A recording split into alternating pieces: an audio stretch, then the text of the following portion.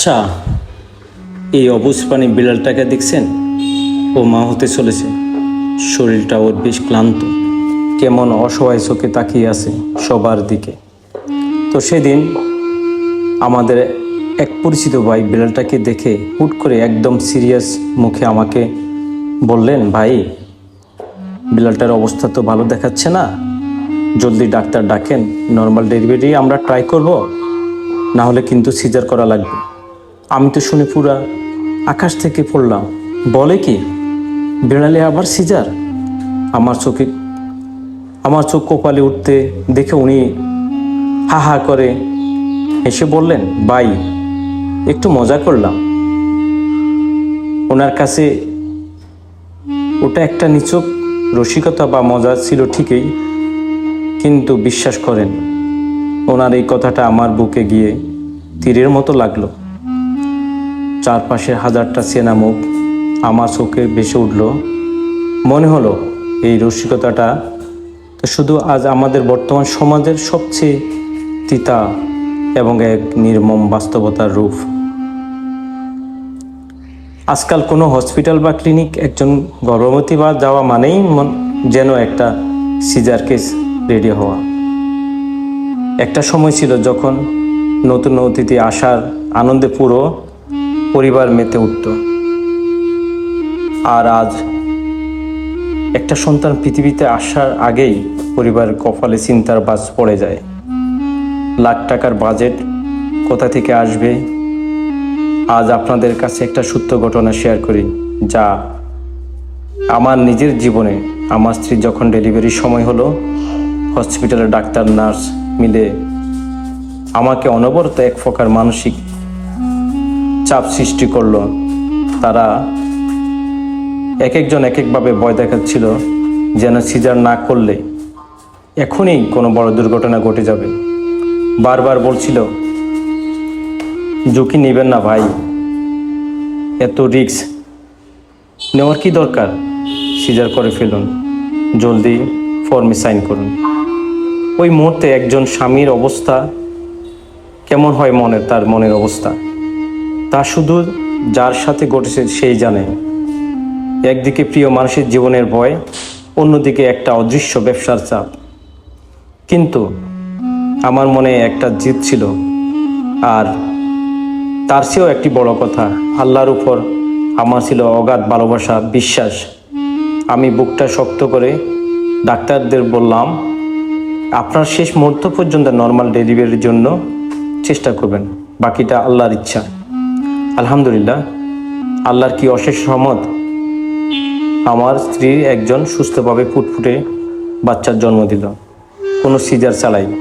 অথচ সেদিন যদি আমি ওই ডাক্তার নার্সদের ভয়ে আত্মসমর্পণ করতাম, তবে আজ আমার স্ত্রীকেও সেই সিজারের আজীবন দখল আর কষ্টের পোহাতে হতো। কত পরিবার যে শুধু এই ভয়ের কারণে প্রতি মাসে ধার দেনা করে লাখ টাকার হসপিটাল বিল দিয়ে আসছে, তার কোনো ইয়ত্তা নেই। এবার আপনাদের কাছে আমার একটা প্রশ্ন, একটু ঠান্ডা মাথায় বুকে হাত দিয়ে ভেবে বলুন তো, এই যে বিড়ালটাকে দেখছেন, ওর কি কোনো ডেলিভারির আগে হাজারটা টেস্ট করা হয়েছে? ওর জন্য কি কোনো দামি ভ্যাকসিন বা আলট্রা করা হয়েছে? কোনো ইঞ্জেকশন, অ্যান্টিবায়োটিক দেওয়া হয়েছিল? ওর ডেলিভারি নিয়ে কোনো 5 স্টার মানের হসপিটাল কেবিন বুক দেওয়া হয়েছিল, বা কোনো উন্নত মানের হসপিটালে নেওয়া হয়েছিল? না। কিংবা লাখ টাকার কোনো বাজেট লাগেনি, কারণ আল্লাহ তাআলার প্রকৃতির নিয়মেই ওকে সেই ক্ষমতা দিয়েছেন, এবং ঠিকই সুস্থ বাচ্চার জন্ম দিবে। আর আমরা কারা?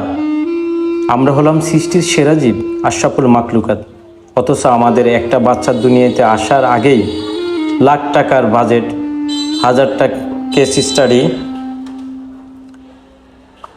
আর কথায় কথায় সিজারিয়ানদের ভয়, মানুষের তৈরি করা এক নোংরা সিস্টেম আজ আমাদের মন থেকে আল্লাহর উপর ভরসাটাকে কেড়ে নিয়েছে। প্রসবের যে স্বাভাবিক বেদনা একজন নারীকে পূর্ণতা দেয়, সেই মাতৃত্বের পবিত্র অনুভূতিটাকে আজ আমরা একটা কর্পোরেট ব্যবসায় রূপান্তর করে ফেলেছি। আমি কিন্তু বলছি না যে সিজার একদম খারাপ বা নিষিদ্ধ কিছু। যেখানে আসলে মেডিকেল ইমার্জেন্সি, যেখানে মা বাবা সন্তান জীবনের ঝুঁকি আছে, সেখানে সিজার অবশ্যই চিকিৎসা বিজ্ঞানের একটা বড় আশীর্বাদ। কিন্তু যেখানে নর্মাল হওয়া সম্ভব, সেখানে শুধুমাত্র ব্যবসার খাতিরে একটা পরিবারকে ভয় দেখানো, একটা মেয়ের শরীর কেটে কুচি কুচি করা দেওয়াটা কতটুকু মানবিক? আসুন না আমরা প্রকৃতির নিয়মকে একটু সম্মান করতে শিখি। হসপিটালের কর্পোরেট চেয়ে আল্লাহর উপর ভরসাটা একটু বেশি রাখি। পরিশেষে আমি আপনাদের অনুরোধ করব, এই অবুঝ বিড়ালটার জন্য সবাই একটু মনে মনে দোয়া করবেন, ও যেন সুস্থভাবে ওর ছানাগুলো জন্ম দিতে পারে। আর আমার এই বাস্তব লড়াইয়ের গল্পটা যদি আপনাদের মনের কোনায় একটু দাগ কেটে থাকে, তবে ভিডিওটি আজ শেয়ার করুন। আপনার একটা শেয়ার হয়তো কোনো এক অসহায় স্বামীকে সাহস দিবে, কোনো এক গর্ভবতী মাকে সিজারের আজীবন পঙ্গুত্ব থেকে বাঁচিয়ে দিবে। সবাই ভালো থাকবেন, নিজের পরিবারের খেয়াল রাখবেন। আসসালামু আলাইকুম ওয়া রাহমাতুল্লাহি ওয়া বারাকাতুহু। ফি আমানিল্লাহ। আল্লাহ হাফিজ।